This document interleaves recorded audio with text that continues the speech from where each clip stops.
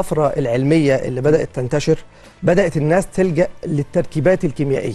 كان الأول بيستخدموا الألوان الطبيعية بدل من الألوان الصناعية المستخلصة من الفواكه والخضروات، والألوان اللي احنا بنشوفها بتركيبات معينة بياخدوها وبيحطوها وبتدي لون، لأن طبعا الطفل بيحب الحاجة اللي شكلها ولونها حلو، بتجذبه بالظبط، بتبقى عامل جذب. فبقى في صراع دلوقتي بين الشركات إن كل واحد بيحاول يعمل طفرة في المنتج بتاعه، انه يعمل جذب للاطفال لنوع الحاجه دي.